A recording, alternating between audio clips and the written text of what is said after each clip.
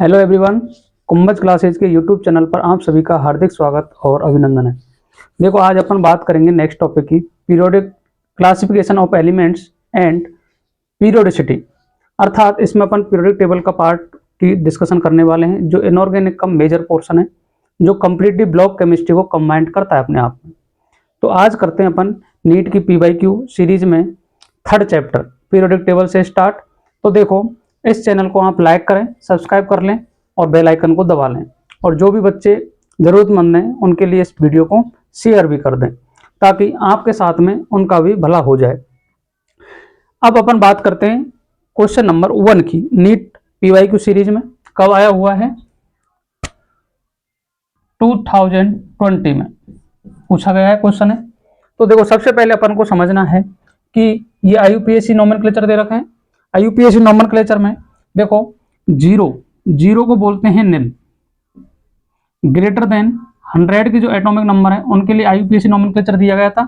0 को बोलते हैं निल, 1 को बोलते हैं अन, 2 को बोलते हैं बाई, 3 को बोलते हैं ट्राई, 4 को बोलते हैं क्वाड,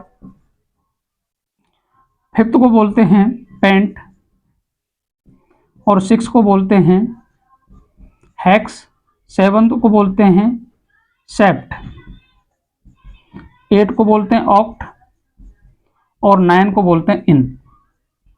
और सफिक्स यूज करते हैं, सफिक्स यूज करते हैं IUM। अब देखो, कोई भी अगर IUPAC नोमेनक्लेचर दे रखा है आपको, तो सबसे पहले आपको याद होने चाहिए कि किसको क्या बोला जाता है। ये आपका कॉन्सेप्ट है जिसको आपको याद रखना है, इससे अपने क्वेश्चन सॉल्व हो जाएंगे। अब देखो, 2020 में कैसा क्वेश्चन पूछा गया। ये क्वेश्चन 99% स्टूडेंट से नहीं हुआ था। इसका रीजन एक ही है, क्योंकि अपन को जो एटॉमिक नंबर दे रखे हैं उनके साथ में उनके नाम वगैरह याद नहीं है। अब देखो, 100 का जो एटॉमिक नंबर है उसको बोलते हैं फर्मियम, 101 को बोलते हैं मेंडेलियम, 102 को बोलते हैं नोवेलियम, 103 को बोलते हैं लॉरेंसियम, 104 को बोलते हैं रदरफोर्डियम, 105 को बोलते हैं डबनियम, 106 को बोलते हैं सेबोर्गियम, 107 को बोलते हैं बोरियम, 108 को बोलते हैं हसियम, 109 को बोलते हैं मेटिनेरियम, 1110 को बोलते हैं डर्मेस्टेडियम, 1111 को बोलते हैं रोटेंजियम, 1112 को बोलते हैं कॉपरनीशियम, 113 को बोलते हैं निहोनियम, 114 को बोलते हैं फ्लोरिवियम, 115 को बोलते हैं मॉस्कोवियम, 116 को बोलते हैं लिवरमोरियम, 117 को बोलते हैं टेनेसिन, और 118 को बोलते हैं ऑग्निसन।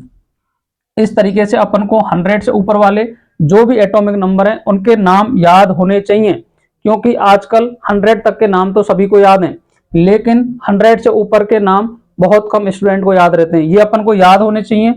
उसके बाद में अगर ये याद नहीं है तो उसके बाद में ये आपको कॉन्सेप्ट याद होना चाहिए कि 100 से ऊपर वाले एटॉमिक नंबर वाले एलिमेंट का किस तरीके से नोमेनक्लेचर किया गया था IUPAC ने।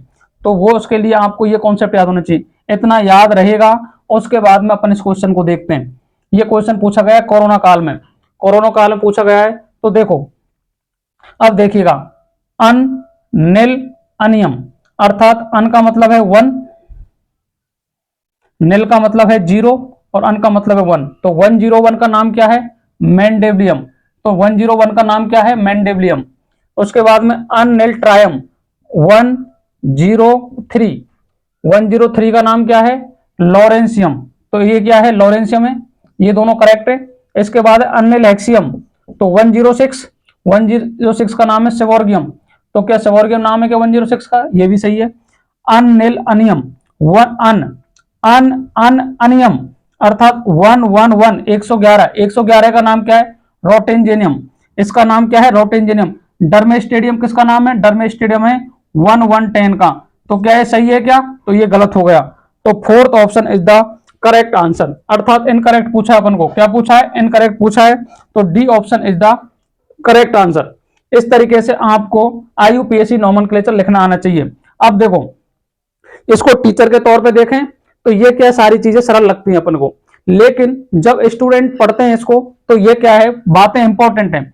क्योंकि ऑर्गेनिक केमिस्ट्री में अपन 7 कार्बन वाले को बोलते हैं सेप्ट, हेप्ट बोलते हैं, लेकिन यहां क्या बोला जा रहा है? सेप्ट। इसको सेप्ट क्यों बोला? उसका रीजन है कि IUPAC नोमेनक्लेचर उन्होंने बताया था कि आपको तीन जैसे अनिल अनियम, इस तरीके के नाम 100 से ऊपर जाएंगे तो 101 आएगा, 102 आएगा। इस तरीके से 3-3 एलिमेंट रहेंगे उसमें, 101 111, तो तीनों का नाम बड़ा हो जाएगा। उसको छोटा लिखने के लिए उन्होंने कहा था कि जो फर्स्ट नंबर है उसको फर्स्ट लेटर को कैपिटल लिखोगे और दूसरे और तीसरे के जो फर्स्ट लेटर है उसको क्या लिख दोगे, स्मॉल लिख दोगे, और लास्ट में सफिक्स क्या यूज कर लोगे, IUM। इस तरीके से IUPAC नोमेनक्लेचर बताया था उन्होंने। तो अब जैसे 106 और 107, अगर वो देखो हेक्स भी ऐसे स्टार्ट हो रहा है और 7 भी ऑर्गेनिक से लेते हो तो हेक लिखते हैं। तो देखो 106 को देखो अन निल हेक्सियम, और इसका लिखोगे तो अन निल हेप्टियम, ये लिखना होता। इसको शॉर्ट में लिखते अपन तो क्या लिखते हैं, UNH, और इसको भी क्या लिखते हैं, UNH। अब बच्चे दोनों में कंफ्यूज होते या नहीं होते? इस कंफ्यूजन को दूर करने के लिए उन्होंने किसका यूज किया, एस का यूज किया, तो इसको क्या बोल दिया, सेप्टियम। तो इस तरीके से इसका नाम क्या होगा, UNS। अब देखो इसमें फर्स्ट लेटर किसी का भी कॉमन नहीं आ रहा है। निल में एन है, 1 में यू है, 2 में बाई है, 3 में ट्राई है, 4 में क्वाड है, 5 में पेंट है, 6 में हेक्स है, 7 में सेप्ट है, एस है, 8 में ओ है, 9 में ई है, इस तरीके से। और सफिक्स क्या यूज करेंगे, IUM। बोलो ये क्वेश्चन आया समझ में या नहीं आया? इसका आंसर कौन सा हो जाएगा, D option is the correct answer. बोलो हाँ या ना। इस तरीके से अपन को इस क्वेश्चन को सोचना था, इस तरीके से ये सॉल्व होगा। नेक्स्ट क्वेश्चन की बात करता हूं।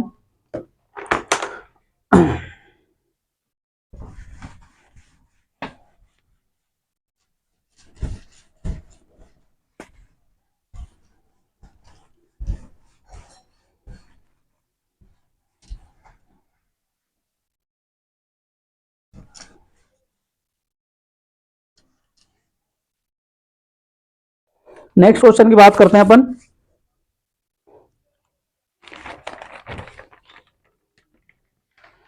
क्वेश्चन है the IUPAC name of N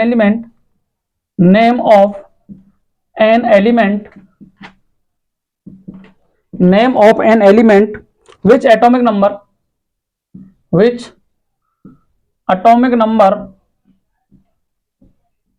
which atomic number 119 is। A option है अन एनियम, बी ऑप्शन है अन निल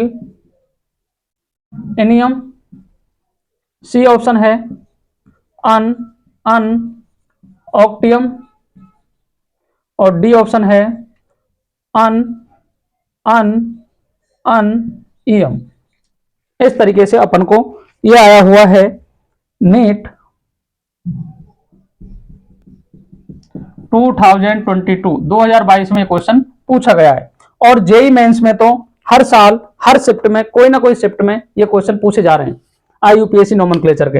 मैंने अभी आपको क्या बताया था कि देखो 0 को क्या बोला उन्होंने, निल बोला, 1 को अन बोला, 2 को बाई बोला, 3 को ट्राई बोला, 4 को क्वाड बोला, 5 को पेंट बोला, 6 को हेक्स बोला, 7 को सेप्ट बोला, 8 को ऑक्ट बोला, 9 को इन बोला, और सफिक्स क्या यूज किया, IUM। इस तरीके से अपन को सोचना है। अब देखो कोई भी एग्जाम्पल के तौर पे मैं ले लेता हूं। एग्जाम्पल 114 का नाम लिखना है मेरे को। 114 का नाम लिखूंगा अन क्वाड ईएम। 111 का लिखना है तो अन IUM। 1112 का नाम लिखना है अन बाई। अब देखो आई है तो इसको एक आई को क्या कर देंगे, ओमिट कर देंगे। अब देखो आपको याद रखना IUM में आई आ रहा है, और देखो कहां कहां आई आ रहा है, यहां आ रहा है, यहां आ रहा है, बस इनमें आई आ रहा है, तो एक आई को क्या कर दोगे, ओमिट कर दोगे। तो मैं बात करता हूं 113 की, 113, तो अन, अन, ट्राई और यूएम, एक आई को क्या कर दोगे, ओमिट कर दोगे, दो आई नहीं लिखोगे, ये भी एक रूल है आईयूपीएससी का। अब देखो ये क्या नाम दे रखा है, अन, अन एनियम, अर्थात अन का मतलब 1, फिर उसके बाद में अन और एनियम, एन किसके लिए यूज करते हैं, 9 के लिए, तो 119 का ये हो गया नाम। दूसरा नाम अननिल, अन जीरो एनियम, 109 का नाम हो गया ये अन, अन ऑक्टियम, तो 118 का नाम हो गया अन, अन अनियम, अर्थात अन, अन, अन 111 एरियम, तो 111 का नाम ये हो गया। इस तरीके से आईयूपीएससी नोमेनक्लेचर आपको याद होना चाहिए। कैसा भी क्वेश्चन आ जाए गलतियां नहीं करनी है। देखो आई दे रखा है बाई में और ट्राई में, तो आई, एक आई को क्या कर दोगे, ओमिट कर दोगे, ओमिट का मतलब है हटा देना एक आई को, ये नहीं एक आई को साथ में चेप दो उसके, उससे क्या गलत हो जाएगा, ठीक है। लेकिन आपको वहां तो ऑप्शन दिखाई देंगे, ऑप्शन दिखाई देंगे तो आप देखकर भी ऑप्शन से कर सकते हो, बोलो हाँ या ना, समझे या नहीं समझे। इस तरीके से अपन को ये क्वेश्चन को करना था। नीट 2022 में आया है, जेई मेंस की ऐसी एक भी शिफ्ट नहीं है जहां आईयूपीएससी नोमेनक्लेचर नहीं पूछा जा रहा, कोई ना कोई शिफ्ट में आईयूपीएससी नोमेनक्लेचर का क्वेश्चन दे रखा है। इस तरीके से अपन को सोचना था इसको। नेक्स्ट क्वेश्चन की बात करते हैं।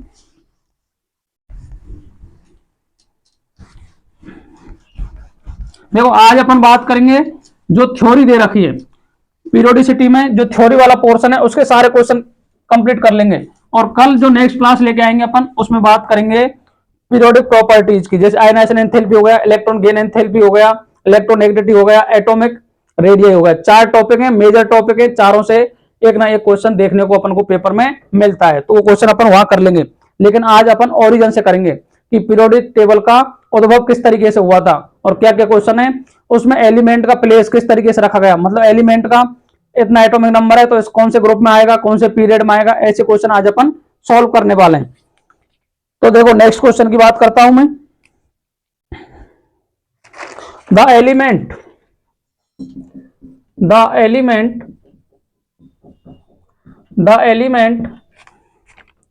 Z बराबर 114 has been discovered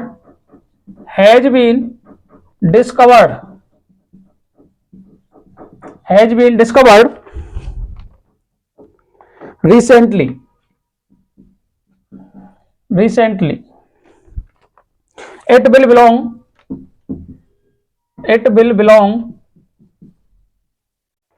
belong to which of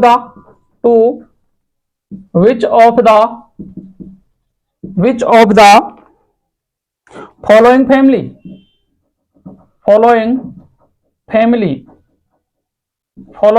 family family को ग्रुप भी बोल सकते हो आप, फैमिली या group. And electronic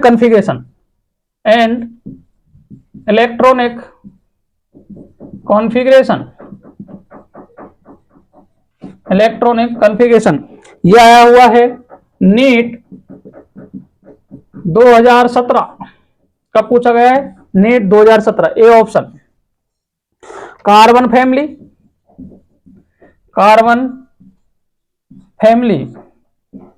B option है।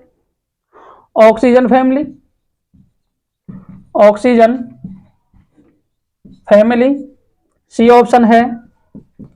नाइट्रोजन फैमिली और डी ऑप्शन है हेलोजन फैमिली।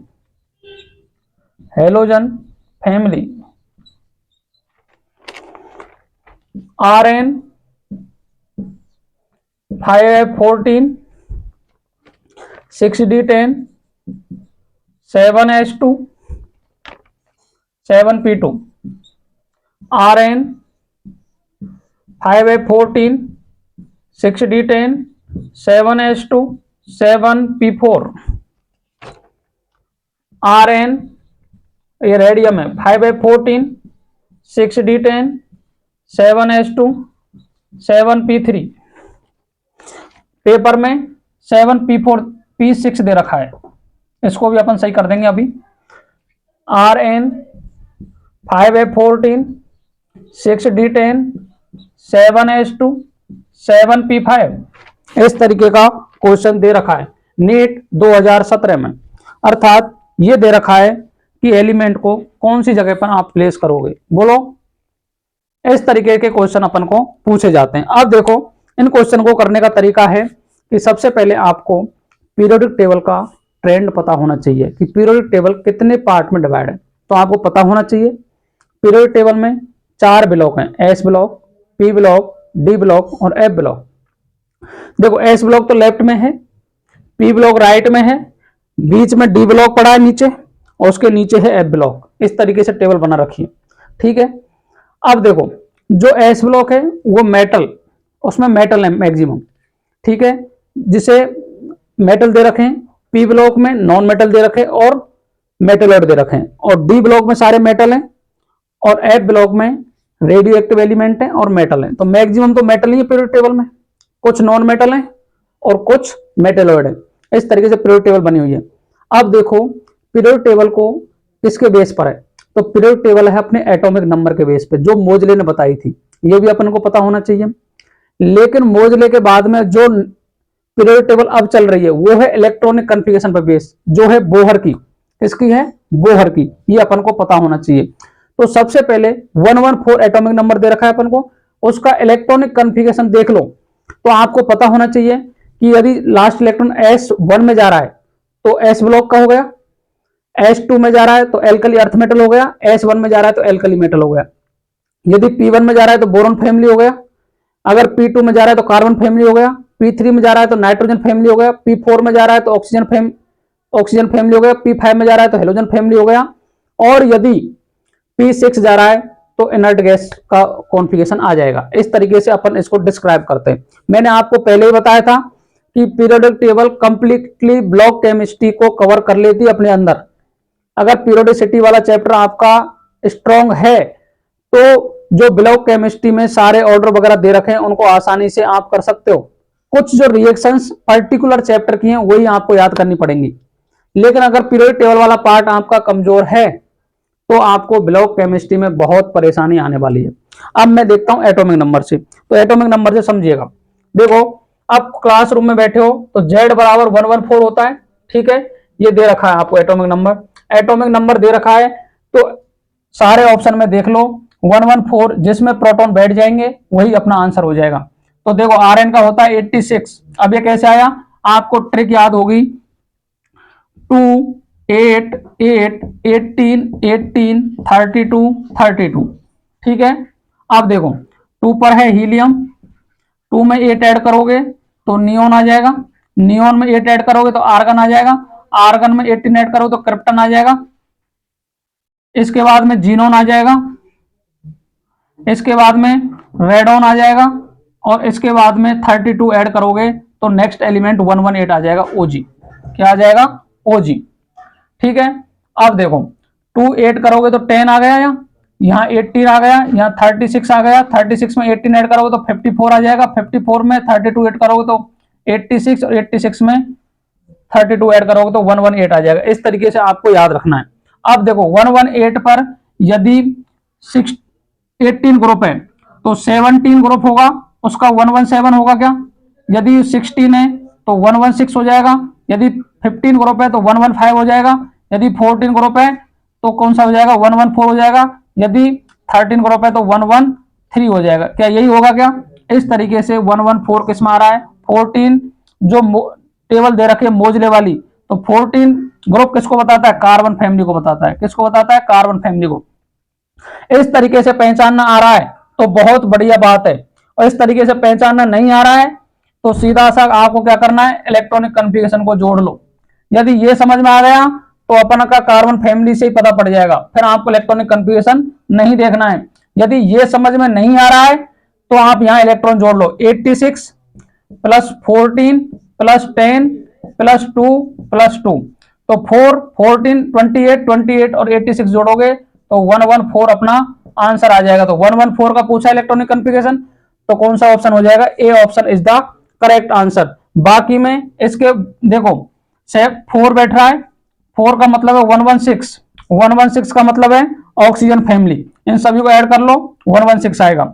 लेकिन पेपर में ये इलेक्ट्रॉनिक कॉन्फ़िगरेशन गलत दिया है, नाइट्रोजन फैमिली दे रखा है, इलेक्ट्रॉनिक कॉन्फ़िगरेशन गलत है ये, क्योंकि एक्चुअल में ये जो इलेक्ट्रॉनिक कॉन्फ़िगरेशन है ये है ओजी का। किसका है? ओजी का। तो ये इनर्ट गैस है तो गलत दे रखा है, इसको सही कर लेंगे तो यहां 7p3 करना पड़ेगा। 7p3 करोगे तो ये नाइट्रोजन फैमिली है, बिल्कुल सही बात है। इसका कितना आएगा? 115। यदि इसको ऐड करोगे तो ये आएगा 117। 117 से हेलोजन फैमिली आ जाएगी। यदि 118 आ रहा है तो ये 7p6 हो जाएगा। इस तरीके से 4 ऑप्शन हैं, 4 ऑप्शन से 8 क्वेश्चन बन रहे हैं। ये आपको समझ में आना चाहिए। यदि इस तरीके का कोई भी क्वेश्चन आता है तो सबसे पहले या तो आप इस ट्रिक से ध्यान कर लोगे, ये ट्रिक आपको याद नहीं रहती है तो आप इनके जो इलेक्ट्रॉनिक कन्फ्यूजन दे रखा है इनके इलेक्ट्रॉनों को क्या कर लोगे? ऐड कर लोगे। ऐड करने के बाद में जिसका इलेक्ट्रॉनिक कन्फिगरेशन पूछा है और जिसका दे रखा है उन दोनों के बराबर इलेक्ट्रॉन बैठ रहे हैं तो वही आंसर अपना क्या हो जाएगा? करेक्ट हो जाएगा। ये बातें बायोलॉजी वालों के लिए बहुत सटीक बैठती है, क्योंकि उनको ज्यादातर चाहिए रटने का, समझने पर कम ध्यान देते हैं, रटने की चीजें चाहिए। तो रटने के लिए आपको यही है कि इनके इलेक्ट्रॉन ऐड कर लो, जिसके इलेक्ट्रॉन 114 बैठ जाएंगे वही अपना आंसर करेक्ट हो जाएगा। समझे या नहीं समझे बोलो? इस तरीके के क्वेश्चन अपन को सॉल्व करना आना चाहिए। अब अपन बात करते हैं नेक्स्ट क्वेश्चन की।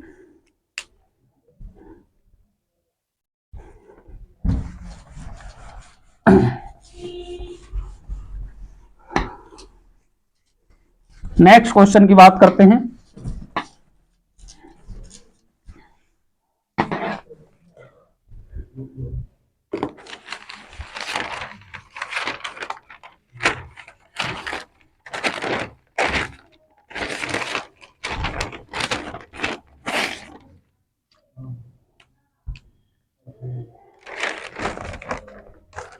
Next question, an atom has electronic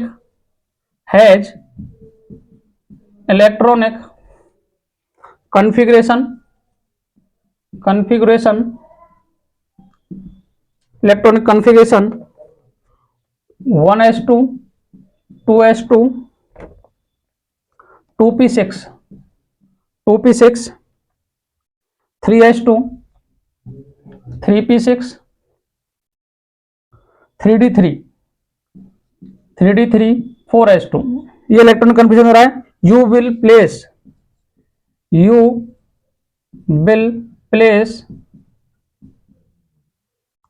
it in A option है फिफ्थ ग्रुप, बी ऑप्शन है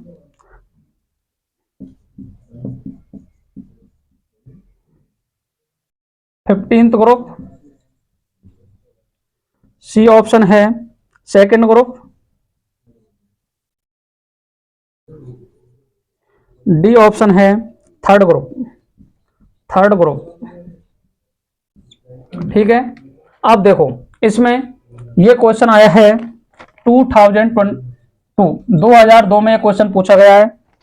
तो ये क्वेश्चन पूछा गया है पीरियोडिक टेबल से, ओल्ड पीरियोडिक टेबल से। अब देखो इसके रिगार्डिंग में एक क्वेश्चन और लेता हूं, एक क्वेश्चन और है, बहुत बढ़िया क्वेश्चन है, 1993 में पूछा गया है। वो कब पूछा गया है? 1993 में।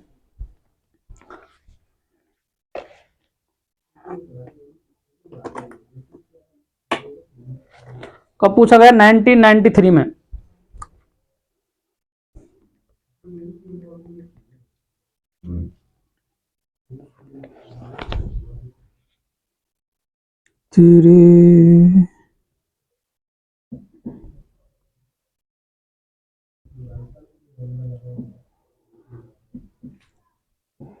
देखो नेक्स्ट क्वेश्चन है,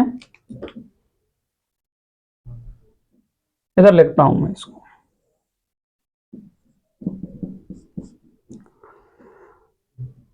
if the atomic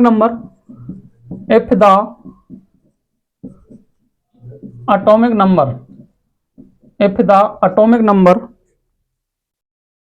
of an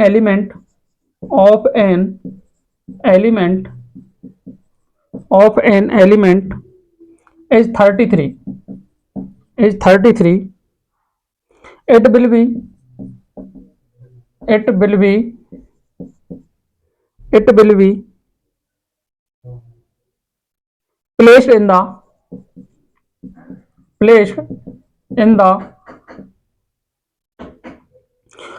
periodic table A option है फर्स्ट ग्रुप, बी ऑप्शन है फिफ्थ ग्रुप, सी ऑप्शन है थर्ड ग्रुप, डी ऑप्शन है सेवंथ ग्रुप।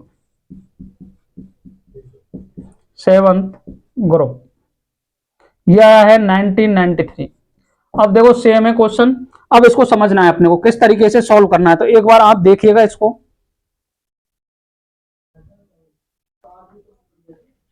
देखिएगा इस क्वेश्चन को किस तरीके से सॉल्व करना है अपन को। तो देखो ये क्वेश्चन आए हुए हैं 2002 में और 1993 में। तो सबसे पहले इस क्वेश्चन को समझना है अपन को किस तरीके से क्वेश्चन पूछा है। देखो पहला क्वेश्चन बात करता हूं, पहले सबसे पहले मैं बात कर लेता हूं पीरियोडिक टेबल की। पीरियोडिक टेबल आपको पता होनी चाहिए। देखो यहां इस तरीके से ये एस ब्लॉक दे रखा है आपको, यहां डी ब्लॉक दे रखा है और यहां से स्टार्ट हो रहा है अपना पी ब्लॉक और नीचे जो पड़ा है वो अपना पड़ा है एफ ब्लॉक। यही है पीरियोडिक टेबल इस तरीके से। अब देखो यदि एस ब्लॉक को मैं बात करता हूं, जैसे देखो इसको यदि मैं फर्स्ट ए देता हूं तो ये सेकंड ए हो गया, ये थर्ड ए हो गया, third A, fourth, fifth, six, seven और एट्थ, इस तरीके से, और सारे पे ए लिख दोगे आप, ठीक है। डी ब्लॉक की बात करता हूं तो यहां थर्ड बी स्टार्ट होगा, थर्ड बी से चलेगा यहां तक, एट्थ तक चलेगा। एट्थ के बाद में, एट्थ में 3 आते हैं, उसके बाद में फर्स्ट बी और सेकंड बी, इस तरीके से इस तरीके का पीरियोडिक टेबल में नंबरिंग दे रखी है। लेकिन मोजले में क्या कर रखा है, 1 2 3 से स्टार्ट हो गया, 4 5 6 7 8 12 तक ये है, 13 से 18 तक पी ब्लॉक है। इसके बाद में आपको याद रखना है क्या क्वेश्चन में पूछा है, an atom electronic configuration is इतना। तो ये एक्चुअल में इलेक्ट्रॉनिक कन्फिगरेशन दे रखा है वेनेडियम का। तो वेनेडियम का क्या होता है, आर्गन 3d3 4s2। तो देखो थर्ड बी से स्टार्ट हो रहा है, ये थर्ड बी पर स्कैंडियम आ गया, फोर्थ बी पर क्या आ जाएगा, टाइटेनियम, और फिफ्थ बी पर क्या आ जाएगा, वेनेडियम। क्या आ जाएगा, फिफ्थ बी पर क्या आएगा, वेनेडियम आएगा। तो अपन को याद क्या रखना है कि फिफ्थ बी पर, तो किस ग्रुप में है ये, फिफ्थ ग्रुप में। ना कि बच्चे क्या गलती करेंगे कि first A, second A, third A, fourth A, fifth A, six A, seventh A, eighth A हो गया, इसको यहां से स्टार्ट करेंगे, first B, second B, third B, इस तरीके से किस पर आ रहा है, ये थर्ड ग्रुप में आ रहा है कि नहीं आ रहा बोलो। लेकिन जब पीरियोडिक टेबल को देखोगे मेन लिप वाली को, तो उसमें क्या दे रखा है, फर्स्ट ए, सेकंड ए तो यहां दे रखा है, थर्ड बी से डी ब्लॉक को स्टार्ट कर रखा है, और कॉपर और जिंक, इसको कॉपर और जिंक को, इसको बोला है फर्स्ट बी, इसको बोला है सेकंड बी, स्कैंडियम को थर्ड बी, टाइटेनियम को फोर्थ बी, वेनेडियम को फिफ्थ बी, क्रोमियम को सिक्स बी, मैग्नीज को सेवंथ बी, आयरन, कोबाल्ट, निकल, इसको बोला है एट्थ बी, एट्थ ग्रुप बोल दिया पूरा, और कॉपर और जिंक को क्या बोला, फर्स्ट बी और सेकंड बी। इस तरीके से अपना आंसर कौन सा हो गया, फिफ्थ ग्रुप में आ गया, ना कि थर्ड ग्रुप में। बोलो हाँ या ना, इस तरीके से क्वेश्चन को सोचना था। अब समझिएगा इस क्वेश्चन को, इफ एटॉमिक नंबर इज 33, इसका आपको इसको पीरियड टेबल में कहां रखोगे आप, तो इसको रखने के लिए क्या करना पड़ेगा, 33 है, 33 है तो देखो 36 पर 18 ग्रुप है, 35 पर हेलोजन फैमिली है, 34 पर ऑक्सीजन फैमिली है, और 33 पे कौन सी आ गई, नाइट्रोजन फैमिली। अब नाइट्रोजन फैमिली को देखिएगा, नाइट्रोजन फैमिली देखो, first A, second A, third A, fourth A और फिफ्थ ए, तो ये भी किस में जाएगी, फिफ्थ ग्रुप में जाएगी। किस में जाएगी, फिफ्थ ग्रुप में। फर्स्ट ग्रुप में कौन आएगा, एस ब्लॉक, और वो भी एल्कली मेटल। कौन आएगा, एल्कली मेटल, ना कि alkali earth metal, only alkali metal आएगा इसमें। फिफ्थ ग्रुप में कौन आएगा, नाइट्रोजन फैमिली। कौन आएगा, नाइट्रोजन फैमिली। थर्ड ग्रुप में कौन आएगा, थर्ड ग्रुप में आएगी boron family, boron family. Seventh group में कौन आएगी, हेलोजन फैमिली आएगी। कौन आएगी, हेलोजन फैमिली आएगी। जिस तरीके का क्वेश्चन पूछा है उस तरीके का आप आंसर करोगे, ना कि ऐसा करोगे कि कुछ पूछ रहा है कुछ दे रहे हो आंसर। देखो यहां इन्होंने कॉपर किसका दे रखा है, वेनेडियम का, ट्रांजिशन एलिमेंट का इलेक्ट्रॉनिक कंफर्मेशन दे रखा है, तो उस तरीके से आंसर को सोचना है। यहां नॉन मेटल का इलेक्ट्रॉनिक कंफर्मेशन दे रखा है या एटॉमिक नंबर दे रखा है, उसको जो नॉन मेटल है उसके इलेक्ट्रॉनिक कंफर्मेशन से देखोगे। इस तरीके से पीरियोडिक टेबल को आपको समझ में आना चाहिए। बोलो समझे या नहीं समझे। इस तरीके का क्वेश्चन अपन को किस तरीके से सॉल्व करना है, 1993 में आया है, 2002 में आया है। दोनों क्वेश्चन एक ही तरीके के, लेकिन क्वेश्चन का पूछने का तरीका क्या है, अलग अलग है। नीट में आने के प्रबल संभावना ऐसे क्वेश्चनों की रहती है। बोलो हाँ या ना। इस तरीके से अपन को इस क्वेश्चन को करना था। नेक्स्ट क्वेश्चन लेता हूं मैं।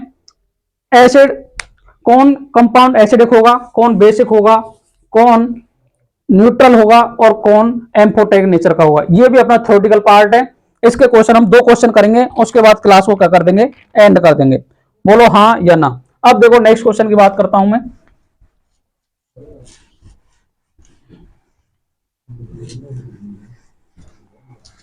देखो पीरियोडिक टेबल के क्वेश्चन सरल हैं, लेकिन समझ में आना बहुत जरूरी है। क्योंकि एक चक्कर है, कभी भी कोई भी क्वेश्चन को अपन कराते हैं तो उसमें क्या होता है कि बच्चे के समझ में बहुत कम बातें बैठती हैं, क्योंकि वह पढ़ ही नहीं पाता सही तरीके से, कहना क्या चाह रहे हैं और सुनना क्या चाह रहा है। वो कहना जो चाह रहे हैं उसको सुनना जरूरी है। ठीक है, तो अपन नेक्स्ट क्वेश्चन की बात करते हैं। क्या क्वेश्चन दे रखा है, match the oxide, match the oxide, match the oxide given in column 1 with its property given, with its property given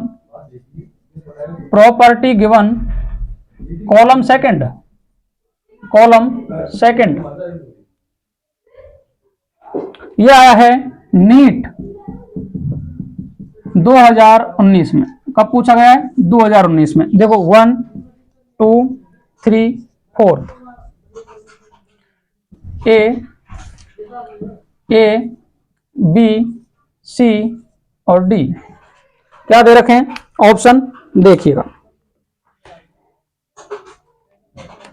ये है Na2O, Al2O3, N2O और Cl2O7। इधर दे रखा है न्यूट्रल, बेसिक, एसिडिक, एम्फोटेरिक। किस क्वेश्चन को नीट 2019 में पूछा गया, अपन को किस तरीके से सॉल्व करना है उसको अपन को समझना है। तो देखो इस क्वेश्चन को पढ़िएगा एक बार, क्या पूछा है, क्या आप इसको करने की स्थिति में हैं या नहीं। बोलो भाई बोलो, आया समझ में। इस तरीके का क्वेश्चन नीट 2019 से पूछा गया है। अब देखो मैं आपको एक ऐसी ट्रिक बताता हूं जिससे आप ब्लॉक केमिस्ट्री के सारे ऑक्साइड्स का नेचर पता कर सकते हो। उस ट्रिक से बाहर एक भी क्वेश्चन कभी भी नहीं जाएगा, नहीं गया है, ना ही जाने की संभावना है। ठीक है, समझिएगा क्या ट्रिक है उसको। देखो जो ऑक्साइड्स के नेचर है वो 4 टाइप के हो सकते हैं। किस टाइप के हो सकते हैं, 4 टाइप के हो सकते हैं। एक हो सकता है न्यूट्रल को बोलते हैं उदासीन। देखो हिंदी मीडियम वालों के लिए हिंदी में लिखना उनके लिए एक राहत की सांस के बराबर होता है। एक एसिडिक होते हैं, क्या होते हैं? एसिडिक, इनको बोलते हैं अम्लीय। एक होते हैं बेसिक, बेसिक को बोलते हैं अपन क्षारीय। और एक होते हैं एम्फोटेरिक, एम्फोटेरिक, इनको बोलते हैं उभयधर्मी, उभयधर्मी। उदासीन के लिए आपको बस याद रखना है N2O, CO, NO और H2O, ये सारे उदासीन लिगेंड, उदासीन ऑक्साइड हैं। चार के अलावा कोई भी ऐसा ऑक्साइड नहीं है जो उदासीन होगा, यह आपको याद होने चाहिए। एसिड की बात करूं, यदि सेंट्रल एटम की ऑक्सीडेशन स्टेट, यदि सेंट्रल एटम की oxidation state of central atom greater than +4 OS, +4 से ज्यादा है, +4 का मतलब हो गया +5 हो सकती है, +6 हो सकती है, +7 हो सकती है, ठीक है। वो सारे एसिडिक नेचर के होंगे ऑक्साइड। उसके बाद में बेसिक नेचर के, यदि oxidation state of central atom +1 हो, +2 हो, +3 हो, वो सारे किस नेचर के होंगे? बेसिक नेचर के होंगे। एम्फोटेरिक में यदि oxidation state of central atom कितनी हो? +4 हो, कितनी हो? +4 हो। उसके अलावा जिंक हो, बेरिलियम हो, एल्यूमिनियम हो, गैलियम हो, टिन हो, क्रोमियम हो, वेनेडियम हो, एंटीमनी हो, आर्सेनिक हो और पीबी हो। क्रोमियम किस में होगा? +3 में, वेनेडियम +5 में, Sb +3 में और As +3 में हो। ये सारे इस ऑक्सीडेशन स्टेट में होंगे तो कौन सा नेचर शो करेंगे? एम्फोटेरिक नेचर शो करेंगे। इसकी ट्रिक है एक, देखो, इसे बोलते हैं जना, बे, अली, गाया, सुनाया, करे, वो, सब, आसमानी, और ये हो गया प्रभु। और 35 33, ये अपन को याद रखना है। तो देखो मैंने क्या बताया, यदि आपको न्यूट्रल एटम, जो न्यूट्रल ऑक्साइड है वो कौन से हो सकते हैं? CO हो सकता है, N2 हो सकता है, NO हो सकता है और H2 हो सकता है। एसिडिक नेचर के कौन से ऑक्साइड होंगे? जिनकी सेंट्रल एटम की ऑक्सीडेशन स्टेट +4 से ज्यादा हो। +4 से ज्यादा का मतलब +5 हो सकती है, +6 हो सकती है, +7 हो सकती है। बेसिक नेचर के ऑक्साइड कौन से होंगे? जिनकी ऑक्सीडेशन स्टेट सेंट्रल एटम की +1 हो, +2 हो, +3 हो, वो सारे किस नेचर के होंगे? बेसिक नेचर के। एम्फोटेरिक नेचर के, जैसे oxidation state of central atom कितनी होती है? +4 होनी चाहिए। उसके बाद में जिंक हो, बेरिलियम हो, एल्यूमिनियम हो, गैलियम हो, टिन हो, क्रोमियम हो, एंटीमनी हो, पीबी हो, आर्सेनिक हो, ये सारे अगर सेंट्रल एटम दे रखे हैं तो उनके जो भी ऑक्साइड होंगे वो सारे किस नेचर के होंगे? एम्फोटेरिक नेचर के होंगे। This is the important fact of inorganic chemistry. समझे या नहीं समझे? अब देखो N2O दे रखा है, N2O में इसकी -2 ऑक्सीडेशन स्टेट है। ऑक्सीजन की जनरल कितनी होती है? -2 होती है और Na की कितनी होती है? +1 होती है।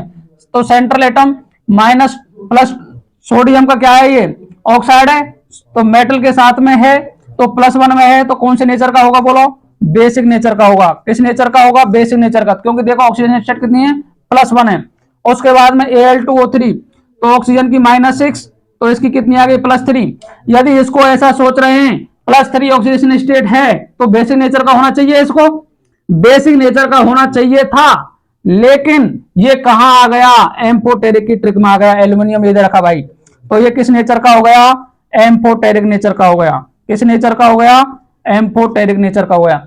N2O, N2O देखो कहां दे रखा है? न्यूट्रल लिगेंड में, न्यूट्रल ऑक्साइड में दे रखा है, तो ये किस टाइप का हो गया? न्यूट्रल आ गया। किस टाइप का हो गया? न्यूट्रल टाइप का हो गया। उसके बाद में Cl2O7, ऑक्सीजन -2 में है, 7 का 14 हो गया, 14/2 करोगे तो ये आ रहा है +7 में। +7 क्या? सेंट्रल एटम की ऑक्सीजन स्टेट +4 से ज्यादा है क्या? +7 है, तो ये किस नेचर का हो गया? एसिडिक नेचर का हो गया। समझे या नहीं समझे? बोलो। इस तरीके से इस क्वेश्चन को सॉल्व करना था। तो ये क्वेश्चन इस तरीके से जो भी ऑक्साइड का नेचर पूछेगा आपको ये ट्रिक याद रहेगी, तो एक भी क्वेश्चन ऑक्साइड का गलत नहीं होगा। कब पूछा गया है? 2019 में, और जेई मेंस में इसके क्वेश्चन हर बार आ रहे हैं, ये अपन को याद रखना है। पीवाईक्यू सीरीज से पता क्या पड़ता है कि कैसे क्वेश्चन ट्रेंडिंग में चल रहे हैं, वो पता पड़ता है पीवाईक्यू से। अपन करते हैं लास्ट क्वेश्चन, इसके बाद क्लास को कर देंगे एंड। बोलो हाँ या ना।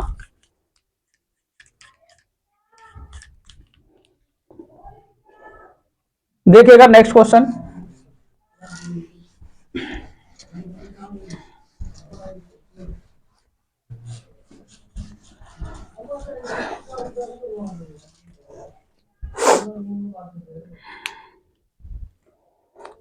which of the following which of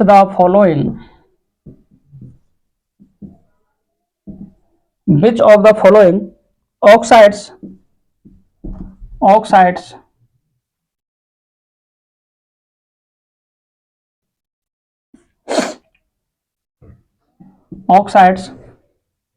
is most acidic in nature?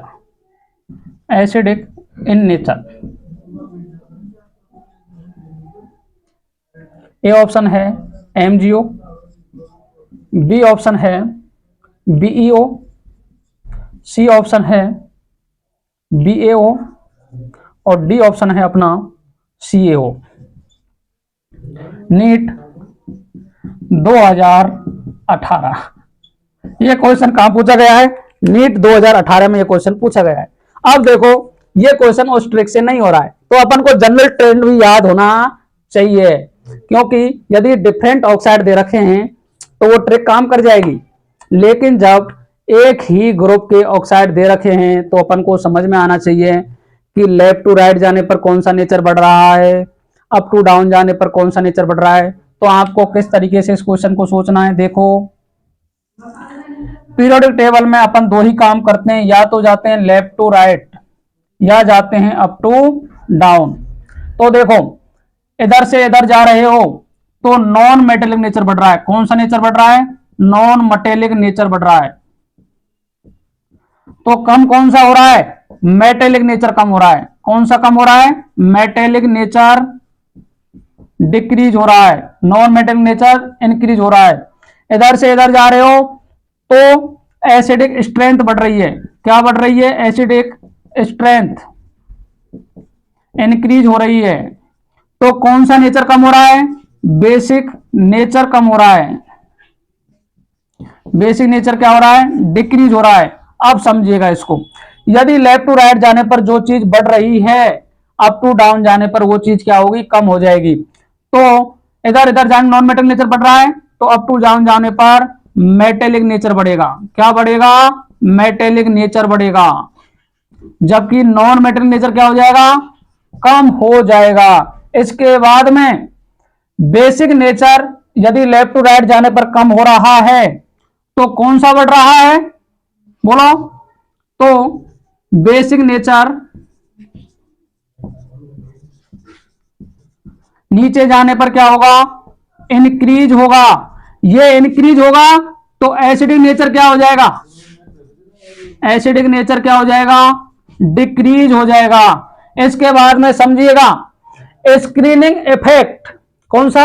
Screening effect, परिरक्षण प्रभाव लेफ्ट टू राइट जाने पर भी इंक्रीज होता है और अप टू डाउन जाने पर भी क्या होता है? इंक्रीज होता है। उसका रीजन क्या है? क्योंकि कौन सा बोला मैंने? स्क्रीनिंग इफेक्ट, परिरक्षण प्रभाव। क्योंकि लेफ्ट टू राइट जाओगे तो भी इलेक्ट्रॉन बढ़ेंगे और अप टू डाउन जाने पर भी एन की वैल्यू बढ़ेगी, तो नंबर ऑफ इलेक्ट्रॉन भी बढ़ेंगे।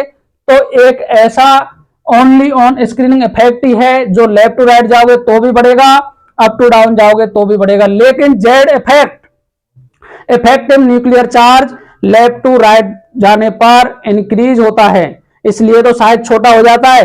इफेक्टिव न्यूक्लियर चार्ज है क्या? जो बाहरी इलेक्ट्रॉन है उस पर जो आकर्षण बल लग रहा है उसको खींच रहा है, उससे साइज कम हो जाएगा। लेकिन समझिएगा अप टू डाउन जाने पर जेड इफेक्टिव डिक्रीज होगा, डिक्रीज तो होगा लेकिन एक टाइम के बाद में क्या हो जाता है, कांस्टेंट हो जाता है। जबकि परिरक्षण प्रभाव क्या है, कोई भी बाहरी इलेक्ट्रॉन है उसको अंदर के इलेक्ट्रॉनों द्वारा न्यूक्लियस के आकर्षण से बचाना ही क्या कहलाता है, परिरक्षण प्रभाव कहलाता है। तो जब आप लेफ्ट टू राइट जा रहे हो तो भी इलेक्ट्रॉन बढ़ रहे हैं, इलेक्ट्रॉन बढ़ रहे हैं तो क्या होगा, परिरक्षण प्रभाव बढ़ेगा। और अप टू डाउन जा रहे हो तो भी सेल बढ़ रही है, सेल बढ़ रही है तो इलेक्ट्रॉन बढ़ रहे हैं, इलेक्ट्रॉन बढ़ रहे हैं तो भी परिरक्षण प्रभाव क्या होगा, बढ़ेगा। कभी भी ऐसा क्वेश्चन आ जाए कि कौन सा ऐसा एक करेक्टर है जो लेफ्ट टू राइट जाने पर, अप टू डाउन जाने पर दोनों साइड में बढ़ता ही बढ़ता है, तो कौन सा है, स्क्रीनिंग इफेक्ट या परिरक्षण प्रभाव। बाकी सारे यदि लेफ्ट टू राइट जाने पर जो बढ़ रहा है अप टू डाउन जाने पर कम होगा ही होगा। इसके बाद में अप टू डाउन जाने पर जो बढ़ रहा है लेफ्ट टू राइट जाने पर वो कम होगा ही होगा। ये बातें अपन को अपने जहन में याद रखनी है। तो देखो नीचे जाने पर बेसिक नेचर इंक्रीज हो रहा है तो कौन सा कम हो रहा है, एसिडिक नेचर कम हो रहा है। इसी ही कॉन्सेप्ट से हमारा क्वेश्चन क्या हो जाएगा, सोल्व हो जाएगा। अब देखो ये दे रखे हैं alkali earth metal, alkali earth metal देखो बेरिलियम, मैग्नीशियम, कैल्शियम, स्ट्रोंशियम और बेरियम, इनके सभी के ऑक्साइड दे रखे हैं। बोलो हाँ या ना, इस तरीके के ऑक्साइड दे रखे हैं। मैंने क्या बताया, नीचे जाने पर बेसिक नेचर इंक्रीज हो रहा है तो कौन सा नेचर कम हो रहा है, एसिडिक नेचर कम हो रहा है। एसिडिक नेचर कम हो रहा है, अप टू डाउन जाने पर एसिडिक नेचर क्या हो रहा है, लेस हो रहा है। एसिडिक नेचर क्या हो रहा है, लेस हो रहा है। और लेस हो रहा है तो बढ़ कौन सा रहा है, बेसिक नेचर बढ़ रहा है। कौन सा नेचर बढ़ रहा है, बेसिक नेचर इंक्रीज हो रहा है। बेसिक नेचर की बात करें सबसे ज्यादा बेसिक कौन, तो हो जाएगा बेरियम ऑक्साइड। सबसे कम बेसिक कौन, तो बेरिलियम ऑक्साइड। सबसे ज्यादा एसिडिक कौन, तो बेरिलियम ऑक्साइड। सबसे कम एसिडिक कौन, तो बेरियम ऑक्साइड। क्या पूछा है, मोस्ट एसिडिक पूछा है। क्या पूछा है, मोस्ट एसिडिक पूछा है। तो अपना आंसर हो जाएगा B option is the correct answer. समझे या नहीं समझे, इस तरीके से अपने को क्वेश्चन को सॉल्व करना था। तो आज के लिए रखते हैं यहीं तक। इस धर्म का काम आप जरूर करें, अपने साथियों के साथ में वीडियो को शेयर करें, लाइक करें, चैनल को सब्सक्राइब कर लें ताकि आपकी नैया पार हो सकती है। फरवरी का मंथ चल रहा है, नीट का पेपर धीरे धीरे पास आ रहा है, धड़कनें बढ़ रही हैं। बच्चे कुछ सीबीएसई के एग्जाम चल रहे हैं, कुछ आरबीएसई के एग्जाम चल रहे हैं, उनको इतनी टेंशन नहीं है क्योंकि 12th में भी पास हो गए तो कोई परेशानी नहीं है। लेकिन 12th के बाद जो तैयारी कर रहे हैं उनकी भी हालत अगर गड़बड़ रही है तो बहुत चिंता का विषय है। इसलिए आप पढ़ते रहें, बढ़ते रहें और क्वेश्चन को पीवाई को देखते रहें। मैक्सिमम क्वेश्चन आपके पीवाईक्यू से सॉल्व हो जाएंगे। इस तरीके की बातें अपन नेक्स्ट वीडियो में भी और आगे बढ़ाएंगे। Ionization enthalpy, electron gain enthalpy, electronegativity, atomic radii, जिनसे क्वेश्चन आने की प्रबल संभावना है। यहाँ से क्वेश्चन जितने तरीके के टाइप के आ सकते हैं वो मैंने आपको बता दिए हैं। तो thank you very much, good night. पढ़ते रहो, बढ़ते रहो।